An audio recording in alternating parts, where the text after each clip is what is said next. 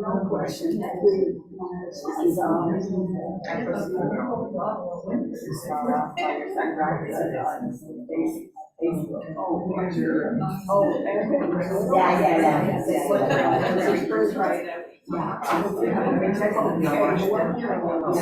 Couldn't be better. Rain or shine.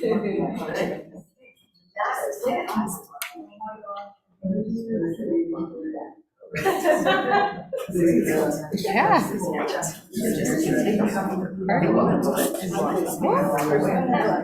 Amor Towles. Go ahead.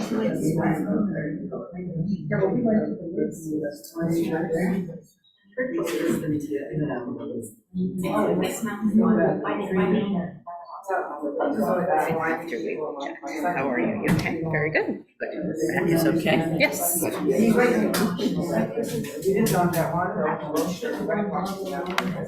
Oh, yes.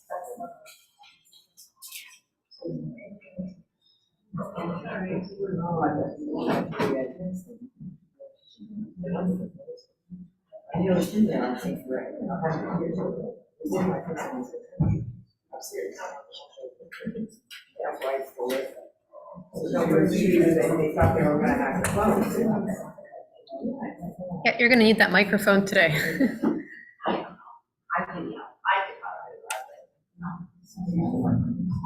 Okay, fine, we're old, our hearing isn't so good. Okay, very good. Make sure it works. It works, right? Does that work? Yeah, it works. I didn't realize you were sitting. Yeah. Okay, we'll do this after. Good afternoon. I think I can say ladies without the gentlemen. Right? No, There's one in the back. Oh, hello. Oh, I'm sorry I didn't see you. Oh, good to see you. I haven't seen you in a while either, so it's really nice to see, first of all, so many people and faces that I haven't seen in a while. That feels very good. Thank you. Thank you for coming. So I guess Amor, however you pronounce him, Amor Towles is a big draw, and I think he's a wonderful writer. Has everybody, or how many of you had the chance to read? Some of you, others not. Okay, but I'm thinking that you probably have read his other books, even if you haven't read this one. So okay. He's now, they made there's a series, right? A Netflix series of A Gentleman in Moscow? Yeah, which I haven't seen. And apparently there's also, I listened to a few interviews with him, there's also The Lincoln Highway is going to be made into a feature film. It's interesting, if you're interested, there's a very good interview. Anne Patchett, who's another of our favorite and author who I've done several of her works.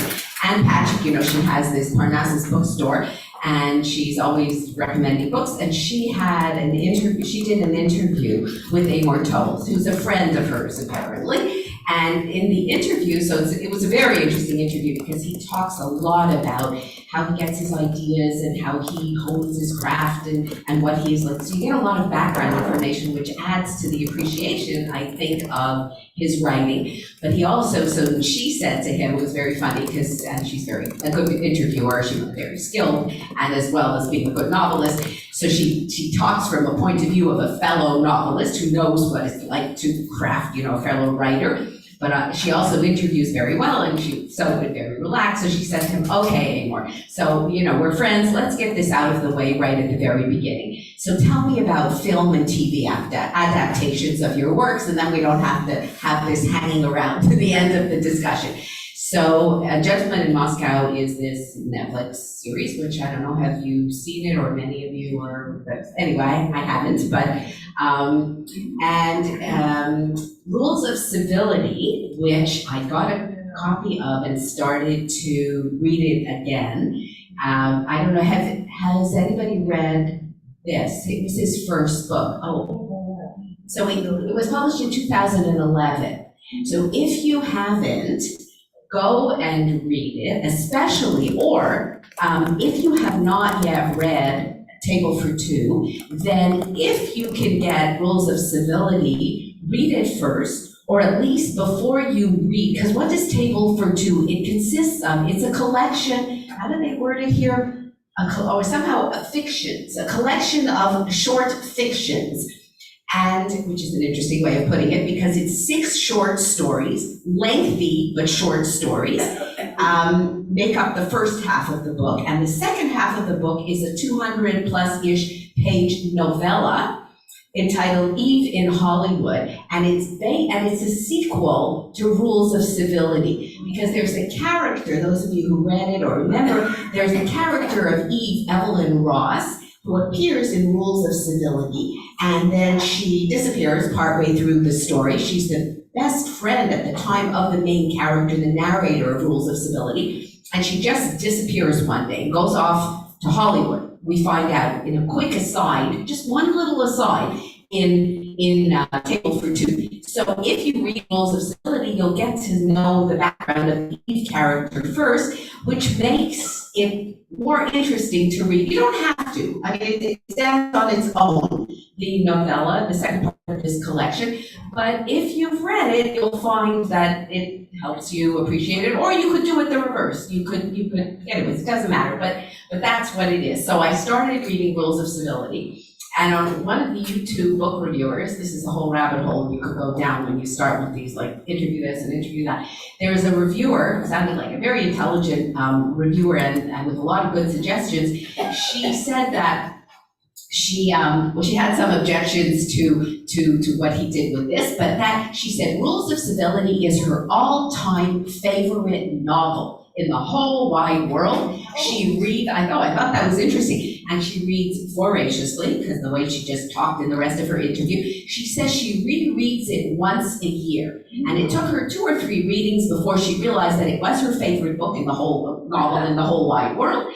And then I thought, and then I started to reread it and thought, you know what, it's really, I mean, I liked it the first time round, but the second time you get more of an appreciation. And when you've read A Gentleman in Moscow, Lincoln Highway, and now this, you can read them all separately, but what's fun in his work, and he's very clever, if nothing, Amor Towles, that he puts little asides in his books with previous characters from his others, just a little, like an appearance quickly here or there, a character reappears, a line comes out, so it's really fun to do that.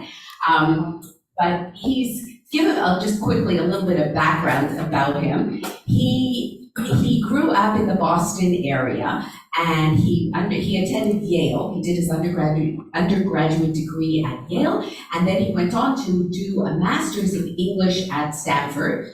He published his first story, I forget which one, if it was one of these from this collection or something else, in Granta magazine, which was a literary magazine. I don't know if it still exists, but years ago, authors used to try to get their stories published in there.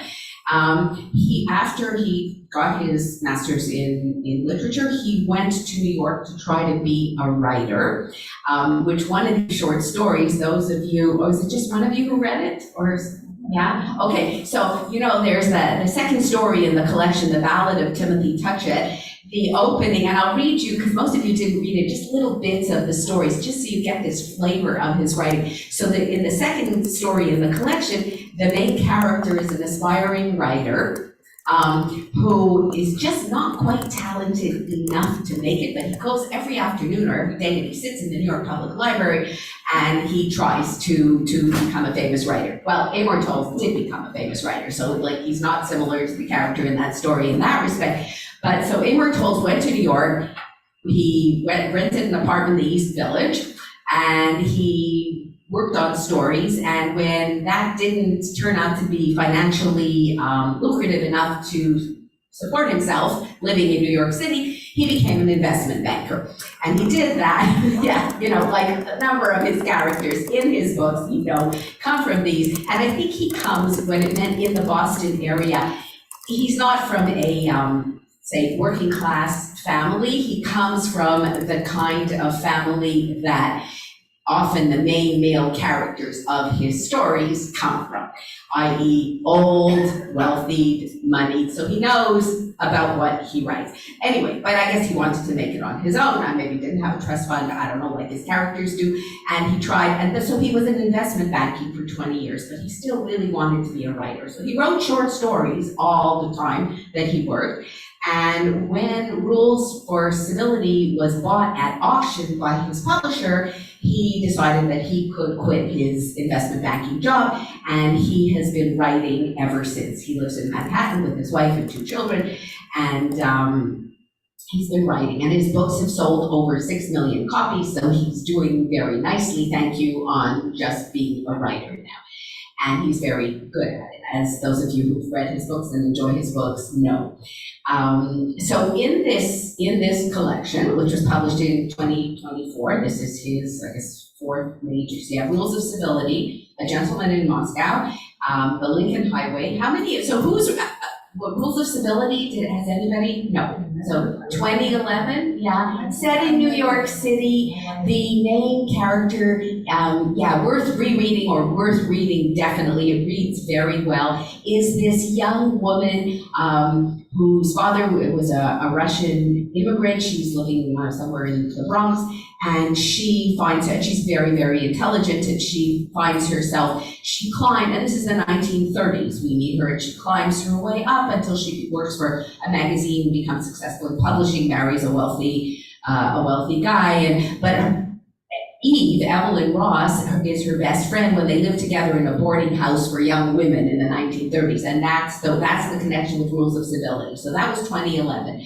Then came A Gentleman in Moscow, which, as you probably, if you haven't read the book, are familiar with maybe the TV series, and that was wonderful and well received and much loved. And that was set, as you know, in this hotel, the Metropole Hotel in Moscow, where the main character of the story, our count, who is of the aristocracy, is now it's now communism has taken over, and he's a criminal, and so he's in, what's the word, under house arrest in this hotel, and the action of the book takes place, except for little bits out of it, but mainly in this hotel. And it was a big, thick book, but it was wonderful. And most people say that they were so sad when the book was over and they finished their time with the Count. And so that's Russian. Although if you look, and Patchett said to him, it's kind of interesting, you know, like there's a lot of Russian connections in your books. Especially A Gentleman in Moscow, it's set in Russia. In this collection, in A Table for Two, the first story begins in Soviet-era Russia. It moves, that first story ends in New York City when the 2 main characters, the couple, move to New York City. And then the next 5 stories, because I said there are 6 short stories and this 200-page novella, so pretty equally divided, the 6 short stories and the novella. So it ends in, it began in Soviet Russia and ends in New York City, the first story, and the next 5 take place in New York City. So you could say those are the New York stories versus, and then the action moves with the second part across the continent to LA, where Eve in Hollywood, the character from Rules of Civility, has made it to LA, and that's where that story is set. But so the Russian connection, and it kind of appears a little bit in his works. So Anne Patchett said to him, so what's with the Russians you had? And he said, I have no Russian background. I'm like, you know, all American. I don't know, came over on the Mayflower, but definitely American. But he said, when I went to college, and I was studying literature, I fell in love with the Russians, as many literature majors do, and it was like all of them, started with the classics. And in fact, the main character in the first story, if you'll remember, his name is Pushkin.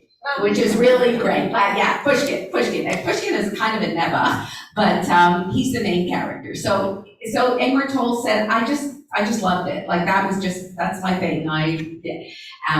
And then he said Gentleman in Moscow. The whole thing is, so he's whatever the term is, Russophile. Yeah, so that's the Russian connection.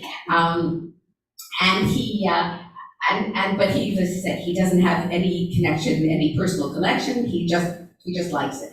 He said, and interesting, I found a letter with him in March of 2024, where he says to the readers, or the hopes readers of his latest book, he writes, "Dear reader, like many novelists, I honed my skills on the short story," because this is the first, well, not quite, I'll tell you, the first published collection of short stories. His other books were all novels. His other 3 works were novels. He said, "I honed my skills on the short story.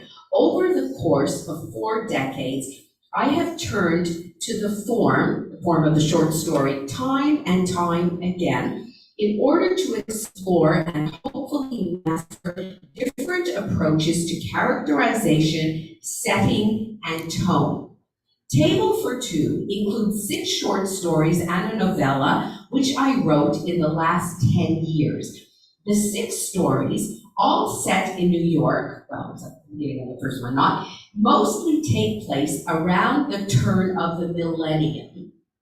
So, unlike my novels, they represent a time and place that I have witnessed firsthand, because Rules of Civility is New York in the 30s, Gentleman in Moscow is the 20s, Lincoln Highway is the 50s, Amor Towles is in his early 60s, I believe. So when he says that, so this now, I'm not going back far enough, this is a time period that I can remember, a time and place that I have witnessed firsthand, albeit through the eyes of a fabulist. That's what he's calling himself. He's the fabulist. The novella, which is half the book, follows Evelyn I don't pronounce, Ross, the character from Rules of Civility, to Hollywood in 1938. So the first half is millennial part, the stories, but the second part of the book, the novella, goes back to in 1938, which makes sense because that's where she gets on a train and leaves New York City in 1938. So that's where the story picks up over here. Some of you may recall that after Rules was published, I wrote an extended story called Eve in Hollywood, which gave the reader a glimpse of her new life. And in fact, one of the commentators that I read, somebody was writing a review of the book, said, it's funny because I'm sure I read part of that second of this novella somewhere. And it turns out he said, yes, he published a 60-page, so a much shorter, I guess a long short story part years ago. It was put out, I think it was in an ebook, a special ebook edition by Penguin, and then it was withdrawn. The same for a couple of the short stories in the collection. They appeared in different formats and they were withdrawn. So one of the YouTube video ladies said, in kind of a way, I have a little bit of a problem with that, like ethically. So he publishes it, we buy it, we pay for it, then it goes off, and then he re-puts it out and I have to buy it again. So she was not so happy with that, but I thought, okay, that's a little bit petty. You could go to a library if you don't want to spend. But anyhow, so that was it. So he did write a 60-page, so he says here, I wrote this extended story called Eve in Hollywood, which gave the reader a glimpse of her new life. When I shared that work, I would tell people that the volume, like its protagonist, was slim and enigmatic, because that's what Eve is, slim and beautiful and enigmatic.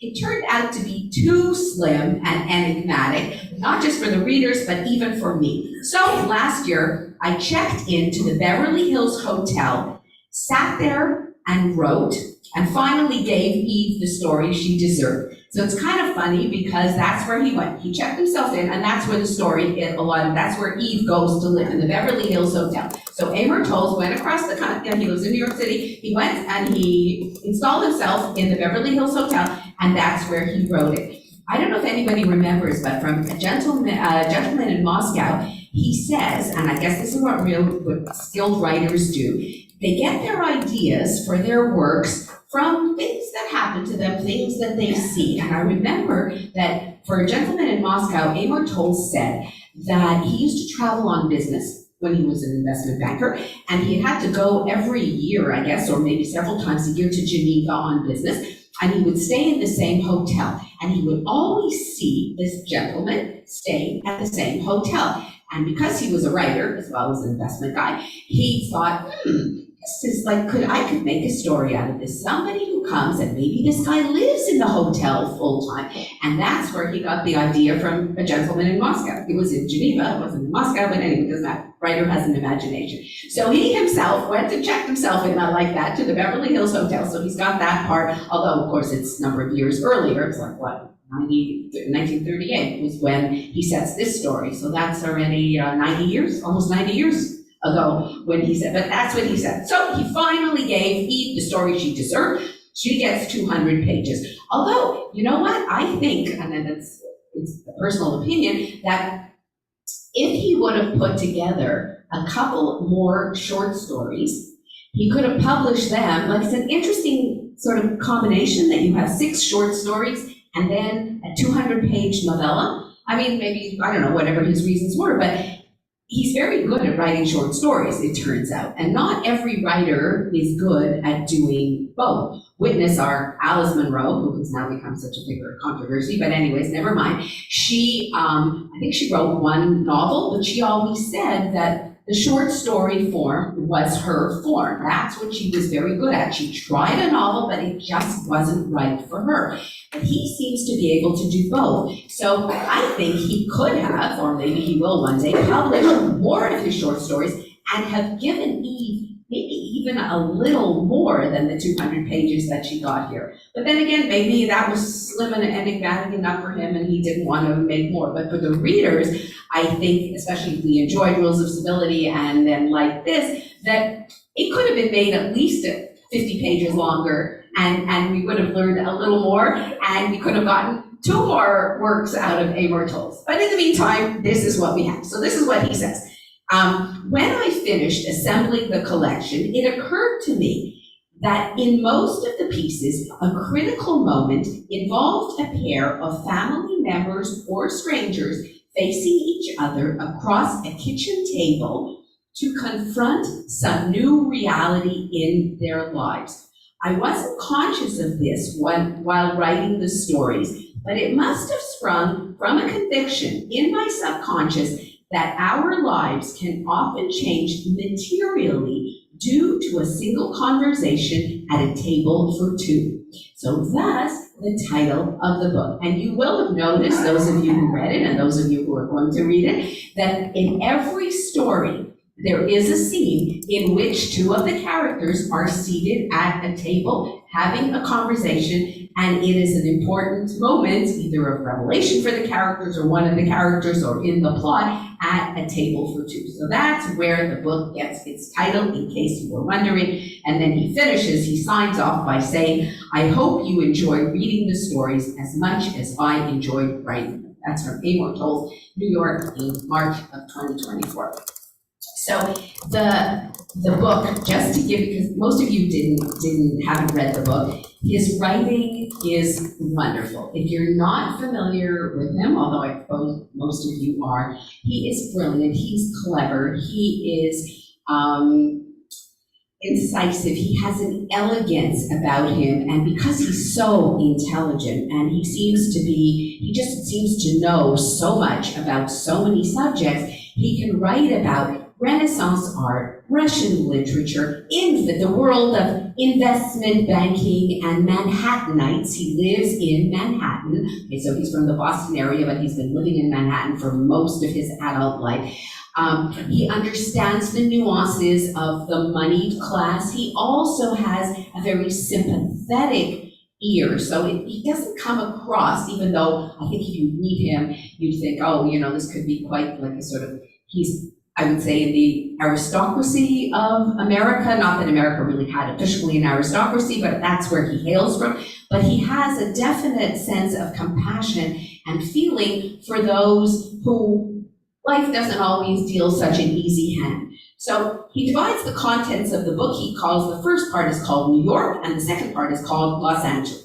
So the New York story, the first story, which apparently was published earlier, which is the one that begins in Soviet Russia, is called The Line. And you know, if you go to each of his stories, you see, at least the way I had the feel, they almost begin each of them like a fairy tale, like a once upon a time. It has that feel. So listen, just as an example, the first story is called The Line.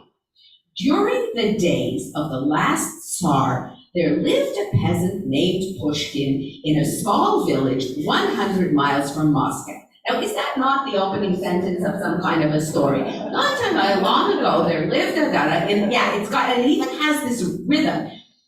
Though Pushkin and his wife Irina had not been blessed with children, and this also doesn't it sound like a fairy tale?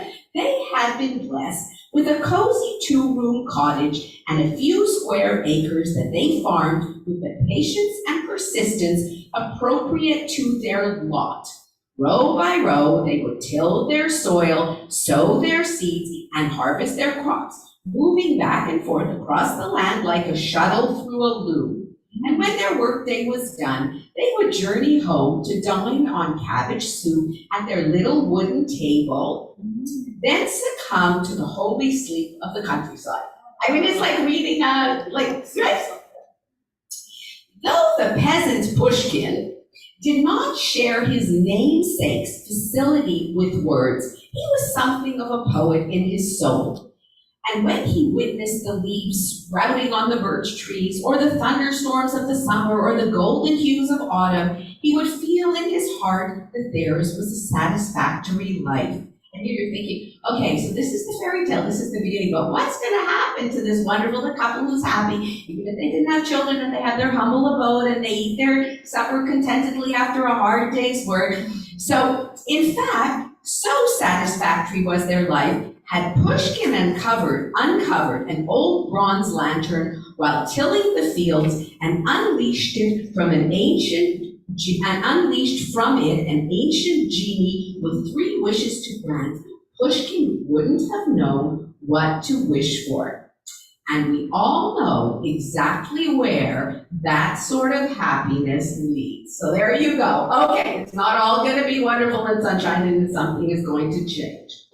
So then we find out in the rest of the story. So what happens, Pushkin and his wife belong to a co-op, it's called a mir in Russian, that leased the land and allocated the acres and shared the expenses, and they would gather and they would discuss things. And then it's spring of 1916, and then a young man has come from Moscow, and he stands on a podium and he explains to these peasants the injustice of a country in which 10% of the people own 90% of the land. And he describes this in detail, and then the revolution happens, and then this becomes the Soviet system, and then Pushkin and his wife are now living in a different reality. So his wife, this beautiful Irina, she becomes swept away, taken up by the new system, and they're going to right all the wrongs and the injustices that had been done to their class for all those centuries by the aristocracy. And she says to her husband, to this Pushkin, she says, "We are moving to Moscow." And he says, "Well, why on earth would we move to Moscow?" And she says, "Why?" She demands with a stamp of her foot, "Because the time has come." So this is the way he writes. I mean, it's just so funny. In the pages of 19th century novels, it was not uncommon for the lovely young ladies raised in the countryside to long for a life in the capital. After all, that is where the latest fashions could be seen, the latest dance step learned, and the latest romantic intrigues discussed in sotto voce. In a similar manner, Irina longed to live in Moscow because that's where the factory workers swung their hammers in unison and the songs of the proletariat could be heard from every kitchen door. So she tells Pushkin, her never-free kind of husband, "Okay, we're going to Moscow." "Okay," says Pushkin after a while. "I don't understand. Why do we have to go to Moscow?" They go to Moscow. They go to Moscow, and in Moscow, what happens, Irina gets a job and she becomes an organizer because this is her thing. Like, she becomes very active in the Communist Party and in their new life. And Pushkin doesn't really, he has a job in a factory sweeping, but even he's not good at it. He was good at farming his land, but he just can't sweep. And he's sweeping flour and it's going in all the wrong place and he loses his job, which is almost unheard of in Soviet Russia. But anyways, he's not, but he discovers, and thus we get the title of the story, The Line, that the one skill he has, he's very good at standing in lines because he has a lot of patience.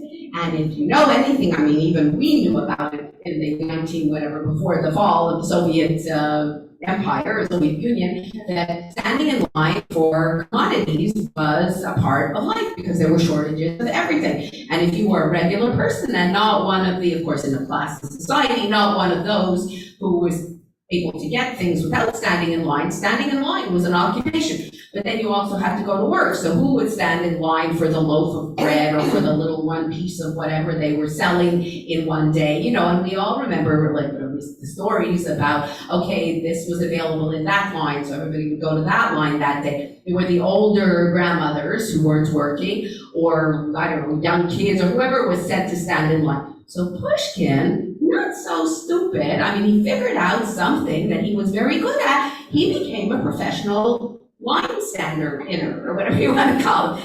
And because he realized that one day he was standing in line for something because he got he got let go from his job because he couldn't sweep the floor properly, and his wife was sweeping, and his wife was out working, so he was the guy to stand in line. And one day it happened that somebody had to go, and so he said, oh, it's okay, I'll hold your place in line. And thus began the beginning of his illustrious career as someone who stood in line. And the story, so it's very funny and very tongue-in-cheek, and eventually he finds himself standing in line at a government office, and where it's to get a visa to leave the Soviet Union. So this was like the best line you could be standing in. And if you got that red stamp on your document, that meant that you were able to leave. But he didn't do this intentionally. He had this friend, an artist, and he somehow ended up in line. And for whatever, and maybe I'll tell you the whole story, but he ends up getting a stamp, and he goes to his wife and he says, I don't know, I was standing in line and like it wasn't red and it wasn't, I don't know, herring or whatever he got that day, but I got this stamp. We could go to America, like we could go to New York. And first she's like, she would never want to leave, she said. And then she thinks, but we should be exporting the revolution. So maybe this isn't such a bad idea. So they pack up their 2 suitcases and they get tickets on the ship and off they go, and they land in New York. There's some misadventures along the way, but that's how the story moves from Soviet Russia to New York City. And at the end of the story, so that's the line. And our friend Pushkin, there's a betrayal at the end, and he's there again, kind of looking around, trying to figure out, doesn't speak any English, doesn't know what's going on, but he finds a line to stand in, and the story ends with him standing in line. I think it's waiting for food because he's there and he has nothing, and anyway, it's very cute. It has a kind of, you feel so sorry for this guy because he did well standing in line at the beginning of the story, but at the end, he's like, there he is. It says here that at the end of the story, he's standing in line, and then another guy comes and he waves the guy over because he can't talk because he doesn't speak English, but he gives the new guy a friendly wave as if to say, it's over here, this way, my friend. And then he smiled.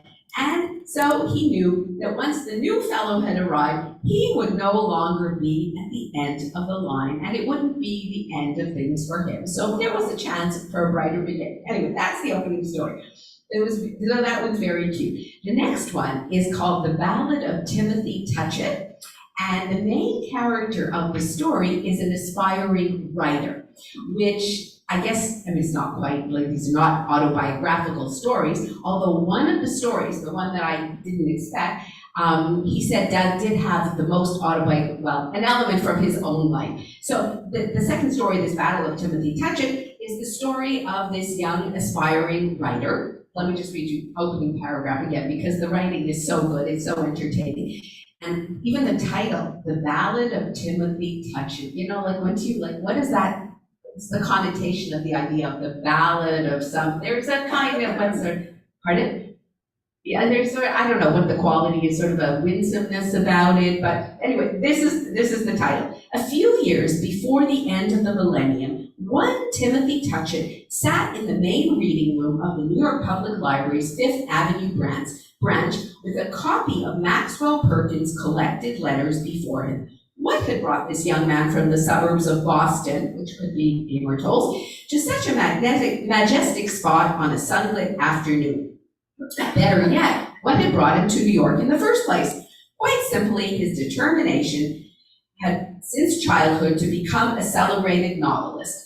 With his bachelor's degree from a well-regarded liberal arts college firmly in hand, he had set out for that city where countless luminaries had pounded the pavement and burned the midnight oil. So I guess this was also a bit autobiographical.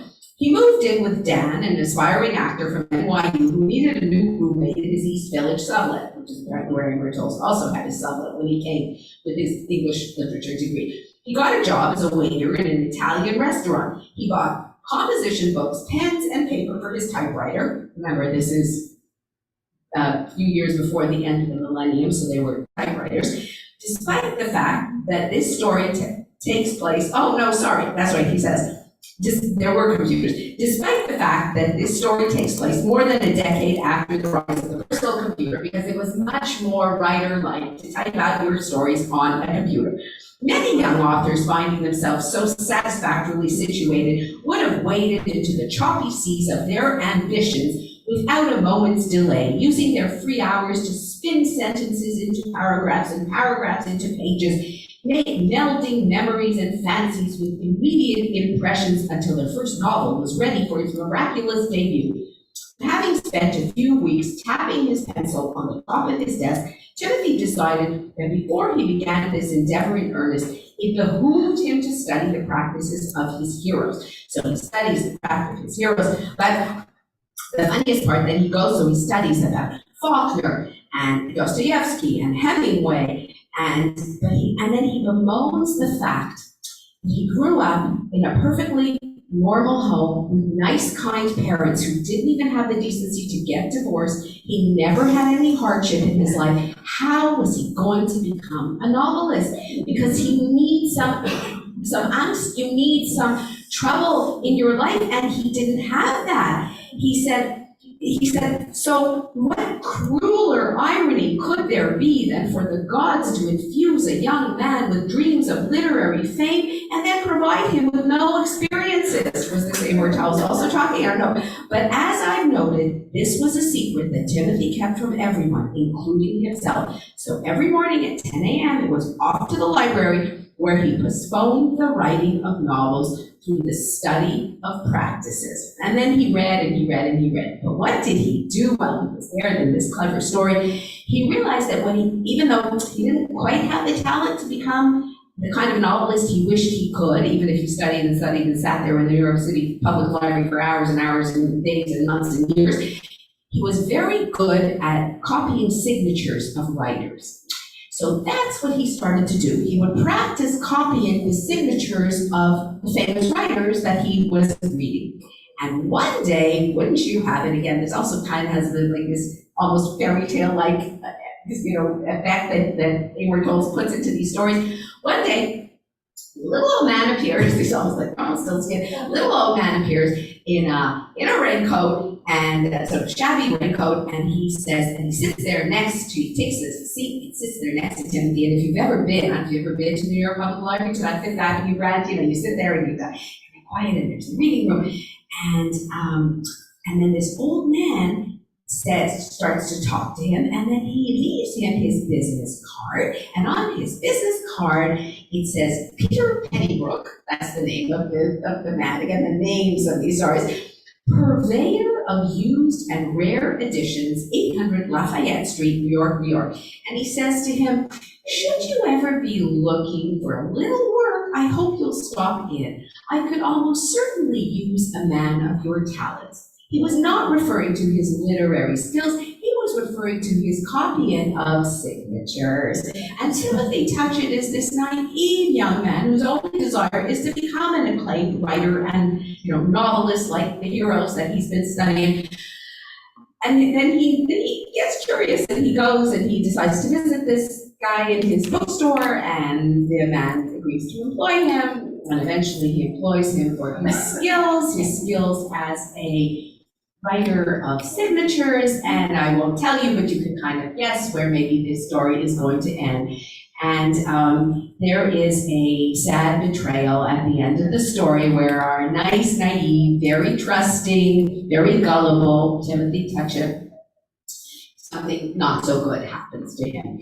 And at the end, his last two lines of the story, Amor Towles finishes with, "Oh, Timothy, at long last, here comes your experience."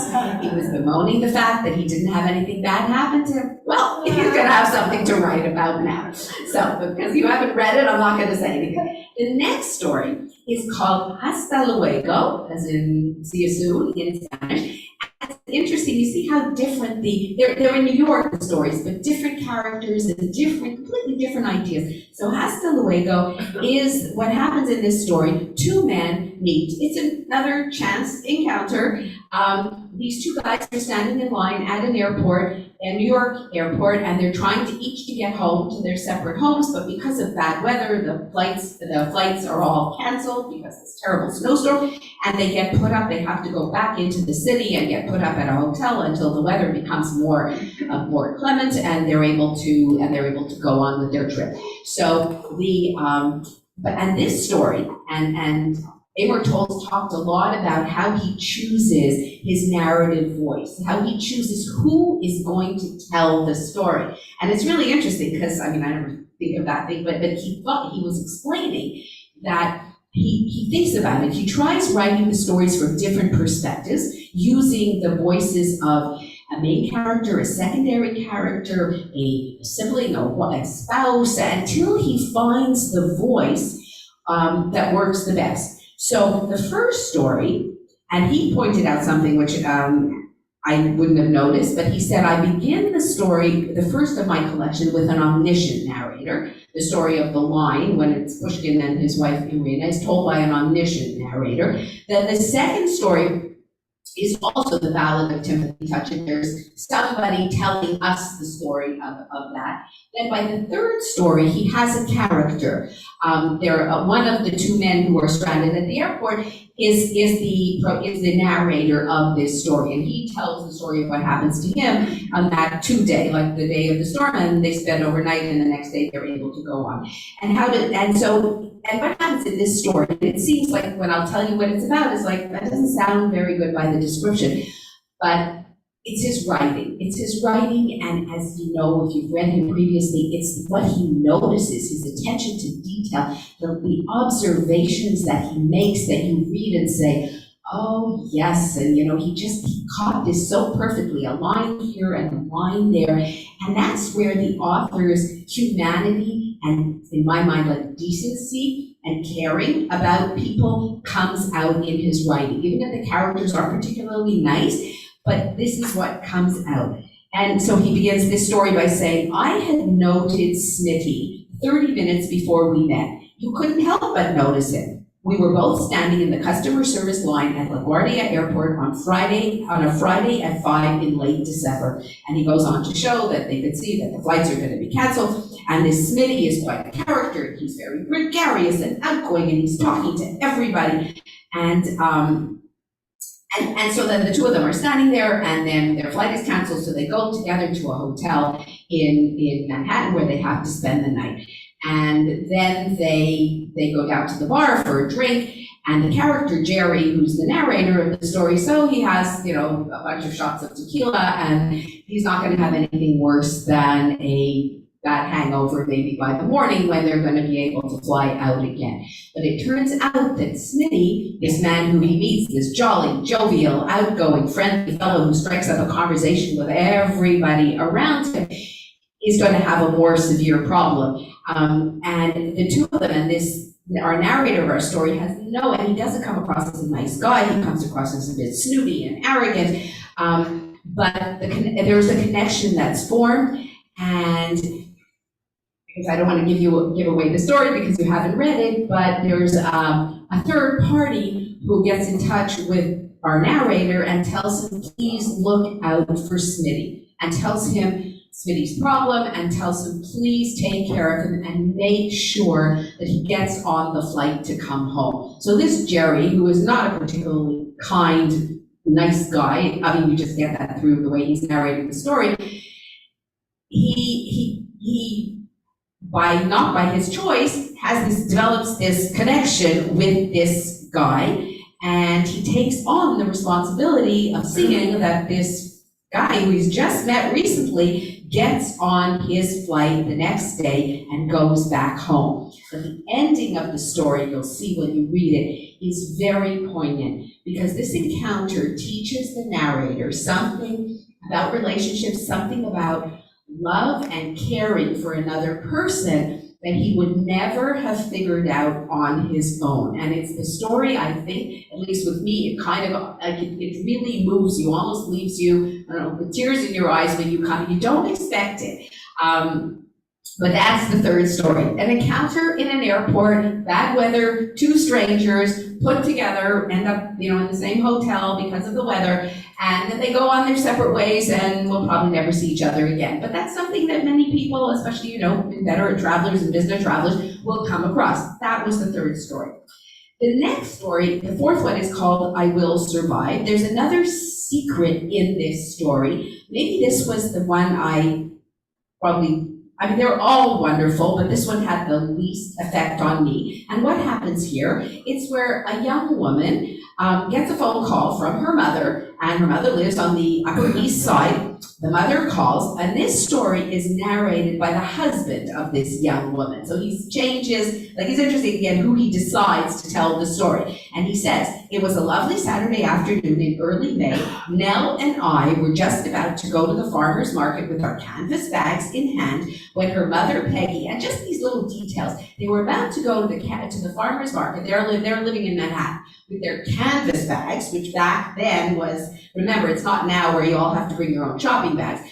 Just this little choice of wording tells you that here are these yuppie New Yorkers, and they're working at, good jobs, but they're going to the farmer's market because that's a thing to do on a lovely Saturday afternoon, and they're taking their canvas bags. They could get bags there, but it's like these little details he tell you about the characters.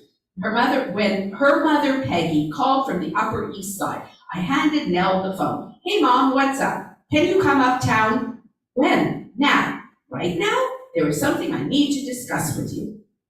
And it turns out that this Peggy lives on the Upper East Side in a very fancy apartment, so meaning that the wife, this Nell, of the narrator of the story, has grown up in quite, the fancy Upper East Side. That was her upbringing. So her mother calls her, and she goes. And her mother has a task for her. Her mother tells her that she suspects that her husband, who is Nell's stepfather, that her husband is not being honest with her about his whereabouts one particular afternoon in the week at least. So of course her mother is suspecting the stepfather, her husband, of having an affair, and she calls her daughter to come and to find out, to spy on the stepfather.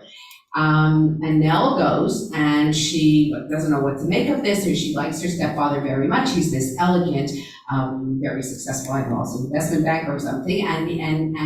But her mother says, he says that he's going to play racquetball or squash, but I found out that the courts have been closed for months. So where is he going on those Tuesday afternoons that he says he's going to play racquetball? That's what I want you to find out. So Nell agrees to do this, even though her husband doesn't think it's such a great idea. And before she has a chance to do it, her mother calls her and says, never mind, don't do it. Just don't do it with no explanation, don't do it. But now the curiosity of Nell, the wife of the narrator of the story, is piqued, and she disobeys her mother's wishes, and she goes and she follows her stepfather because she's curious to see what's going on.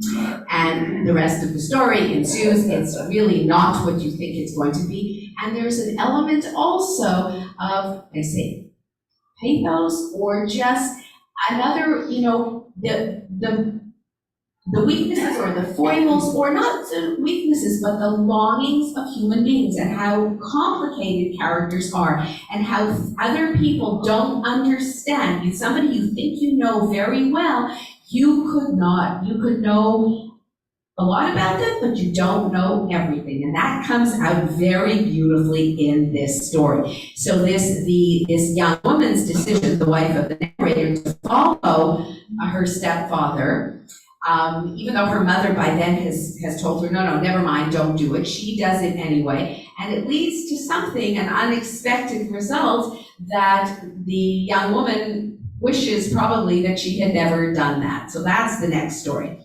The second to last story is called The Bootlegger, and that's the one that Amor Towles says is based on an incident that happened to him. It's a young couple, and the story is told by the wife this time, and she's describing what happens. This young couple, they decide that they are going to get tickets to a concert series at Carnegie Hall, because there's a Russian cellist who's going to be playing, and they really just want to get tickets to one concert. But they find out that if you want to get tickets to this concert, you have to buy to the whole series. And if you buy to the series, then you give a nice donation to Carnegie, then you get a special, anyway, then you could, so they're a benefit. So they end up buying this whole series instead of just the one, and they go to this concert. And she describes her husband lovingly, but he sounds obnoxious. He's pretentious and he's rigid, but she describes him with love. So it's, it's just the way Amor Towles sets up these stories, when you think of it, like who's the narrator and why have they been chosen to describe this incident? And they're not mean or nasty in the case, to their spouses, but they understand them and they see them for what they are. So as this woman is describing, Tommy, her husband, can be absolutely insufferable. He's rigid. He's a very successful, I don't know what his job is, if he's investment banking or something, but he's very, as she says, he's very, very good at what he does. He was the, principal, he was the chief debater at his fancy prep school and then at his college. And then again, the same kind of, very successful, entitled young man. So this is the husband. And they go to this concert and they're sitting there listening, and it's this famous cellist. And sitting next to them is a little old man, turns out to be a little old Jewish man, that there's not much Jewishness. I mean, Amor Towles definitely not Jewish, but live in New York, so I guess. So this little old Jewish man sitting right next to them in his raincoat, and they were listening to the concert, and then her husband, because she's the wife, is telling the story, Tommy notices two black antennae sticking out of the sleeve of the raincoat of the little old man who's sitting next to them. What is he doing? He's recording the concert. You are not allowed to record the concert. It's very much against the rules. So as Tommy notices it, and because he's very rigid and he's very law-abiding and he's very which made him very successful in his career, but I don't know how she lives with him. And she says at one point in the story, I really do love him very much. He's insufferable. I know that, but I really do love him. Just as an aside, she's telling us this. So Tommy her husband can no longer focus on the concert, because all he can think of is that this man sitting next to them is doing this terrible illegal thing, is recording the concert. So what is he going to do? So he gets up and he calls security, much to the great horror, dismay of his wife, who's sitting there, and it's telling him, so what? Forget it. Can't you forget? No, I can't forget it. You're not allowed to do this. This is I can't allowed to. And so anyway, the police get the manager or whoever, the whole chain of who has to come in, and if something like this happens at Carnegie Hall, and this man the police comes, and the man is escorted away. And he confesses. He said, yes, I'm recording it. And the wife, the narrator, says to her husband, why do you do this? And he gives her a whole lecture on copyright infringement is a terrible thing. You don't realize this. It's not just the artist loses money, and he goes into whole insufferable pompous speech. But then what it turns out, I don't know what to tell you, because the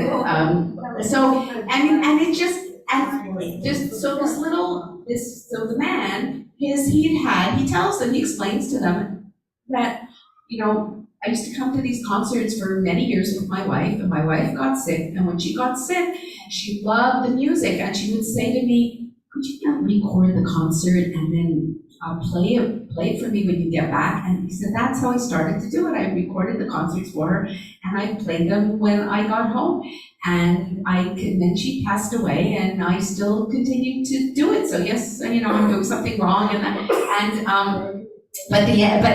he says, so Amor Towles said that this was based on that he and his wife went to a concert at Carnegie Hall, and there was somebody recording the concert next to them, and that gave him the idea for this story. So, the rest he made up.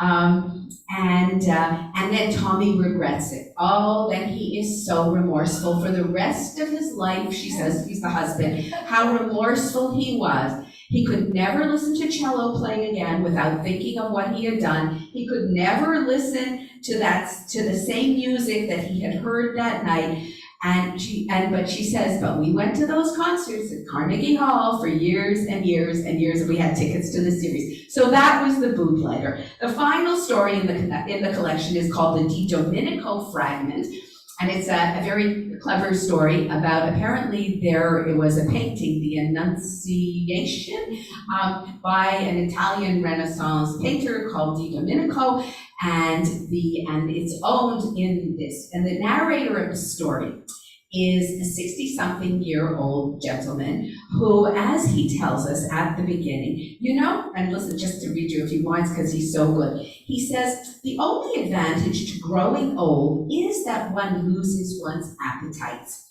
After the age of 65, one wishes to travel less, eat less, own less. At that point, there is no better way to end one's day than with a few sips of an old scotch, a few pages of an old novel, and a king-size bed without distractions. Certainly, some of this decline stems from the inevitable degeneration of the physical form. As we age, our senses grow less acute, and since it is through the senses we satisfy our appetites, it's only natural that when our ears, eyes, and fingers falter, that we should begin to desire with a diminished intensity. Then there is the matter of seasoned familiarity. By the time our hair goes gray, not only have we sampled most of life's pleasures, we have sampled them in different locations at different times of day. Anyway, he goes at the end, and then he says, at this age, really, who can be bothered?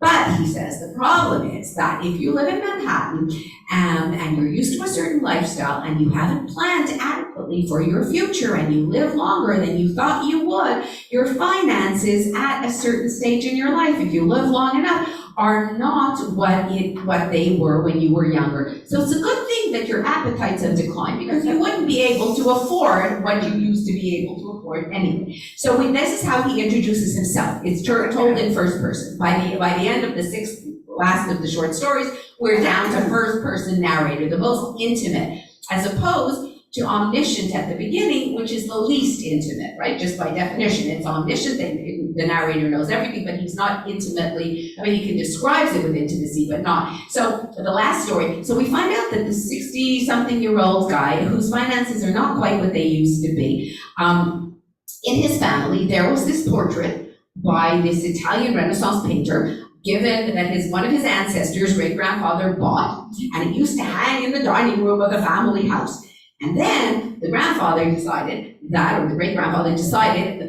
when he passes away, what was going to happen to the painting? The painting, so he had 4 sons. The painting was to be cut into 4 pieces. And each son would get a piece, it was all for equal opportunity. Each son would get a piece of a quarter of the painting. But what they had to do was they had to share it among each of their offspring. So, depending on how large the families were, if you had 2 kids, or if you had 4 kids, or if you had 6 kids, each subsequent generation, offspring, got a smaller and smaller and smaller piece. So, our narrator got a piece of it, but he told us that he sold it years earlier to some Texan guy who knew, like these are people who know art, who wanted this piece. So it became known as the Di Domenico Fragment. There was a whole thing to it. And his various cousins had all gotten rid of their pieces over the years. One day, our narrator is having lunch at his favorite restaurant, which used to be the restaurant and is now no longer, just as our narrator used to be and is not quite longer what he used to be. And a guy comes up to him and introduces himself and tells him he's heard, he's a collector, he runs an art gallery in Paris, and he collects antiques, and he also has some private clients who are looking for things. And one of his clients is looking for a D. Domenico fragment. And he happens to have heard this collector, this little guy, in another one, little guy in a raincoat, although this one is so funny. He introduces himself as Sarkis. He says, my name is Sarkis. And he knows the name of our narrator. Percival Skinner, he says, yes, that's right. My name is Sarkis. Like the tuna? Tuna? Oh, no, not Starkist. Sarkis, it's a Greek name. Oh, I mean, just these funny little things. Anyway, so this Sarkis says to him, I'm looking for a piece of the Di Domenico fragment, and I happen to know that, you're a family that maybe you have one. And he says, no, I sold mine. I'm really sorry, I don't have it anymore. I sold mine to a Texan. And Mr. Sarkis, the wily Mr. Sarkis says, an oilman? No, I believe he was a defense contractor from Houston, Dallas. Mr. Sarkis nodded thoughtfully. That is helpful. Anyway, he doesn't know. He says, I'm sorry, I can't be of any help to you. But Mr. Sarkis says, well, if you happen to come across, or if you find out that one of your cousins has a piece, a fragment that you didn't know about, you can contact me. And there would be a finder's fee that my client is willing to pay. Oh, then our narrator gets a little interested because his finances are a bit strained.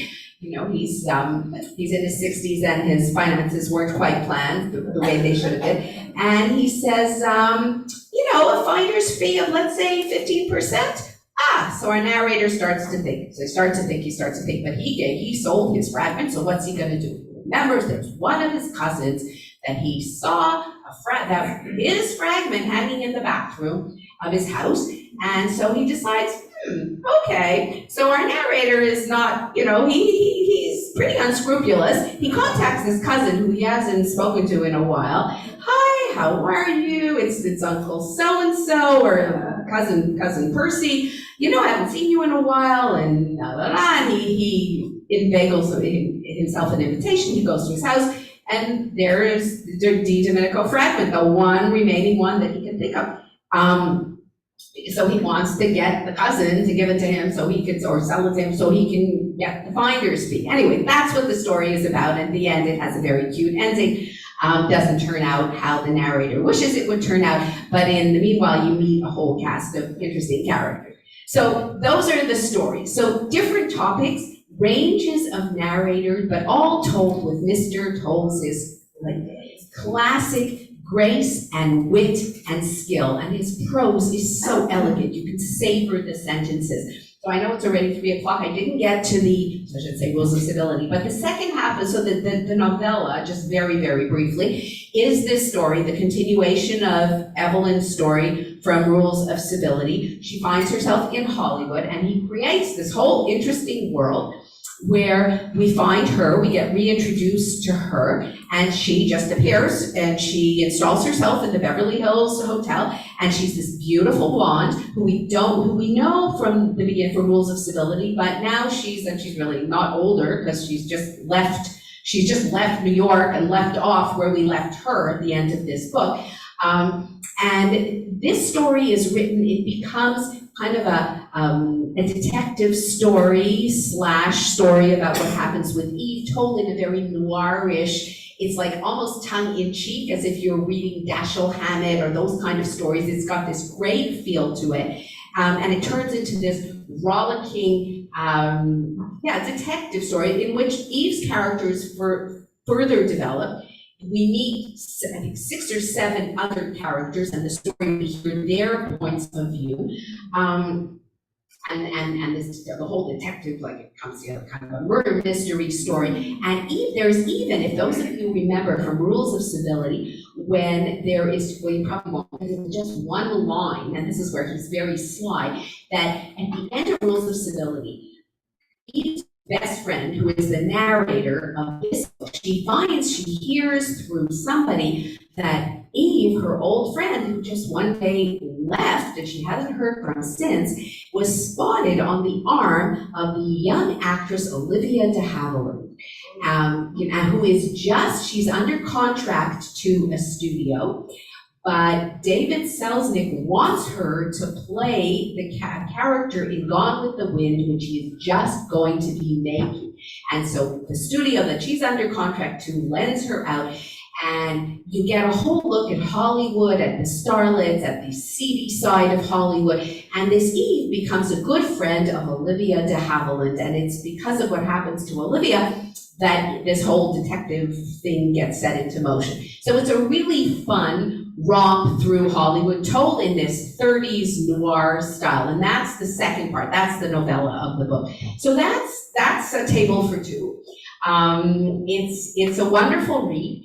As I said, so you have the 6 short stories and then you have the 200-page novella. If you have a chance, read or reread Rules of Civility, because if you read it, you probably read it 10 years ago when it came out. It's 10 years, oh no, it's more than 10 years, 2011 was when it came out.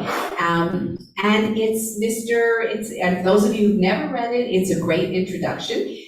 Read his other work. I mean, I'm a big fan of his. I've read all of it, and it'll be interesting to see, those of you who read Lincoln Highway, what kind of a film, because that was one rollicking ride of 10 days. You remember that book. I mean, I don't know how a film version does. I mean, it can't be the same, because his writing is so clever, but you can't do writing in a film. It's a different medium. Anyways, we hope that Mr. Towles will be writing for many years to come, because he's entertaining, he's sympathetic, he's clever, and he brings these little insights, which is what good literature can do, these little insights into things that we see and that might not quite notice, or not until somebody else puts it into words for us. Thank you very much. If anybody wants to ask questions, I'm here. Thank you. Now, I'm intrigued by the fact that he did it, and I don't ever remember who said it that way, short stories as a novel. Yeah. Yeah. So I don't know, as I said, Well, one, I suspect that he. his publisher attract, or, a certain audience, or a different audience, or, you know. yeah, I don't know. And the way, but it's interesting how it's worded, because it says fictions, which is kind of an interesting, It's not short. it's not short stories, he just calls it fictions in the plural, right? So, yeah. I never read such wonderful stories. A short story is often lacking something. Well, good short story writers, if you read Alice Munro, to read good short stories, I mean, and it's a particular way, because you have to, you don't have, what was Gentleman in Moscow, hundreds of pages to develop a whole thing. You have to do it, and you have to have a point, and it should end with a, yes, I know, they're little gems, right? Yeah. Thank you. You're welcome. Anybody read it? Anybody if you want to? I read the stories that we tried. Yeah. Which ones did you? Yeah. You sort of are able to figure out. You were able to figure out what's going to happen. Yeah.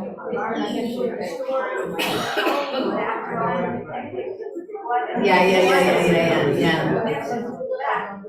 I figured out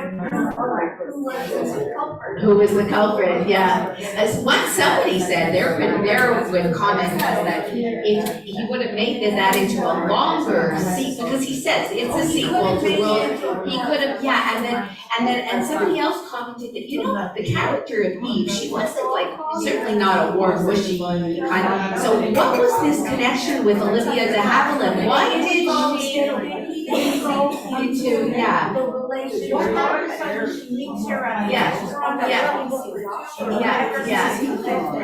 And becomes her protectress.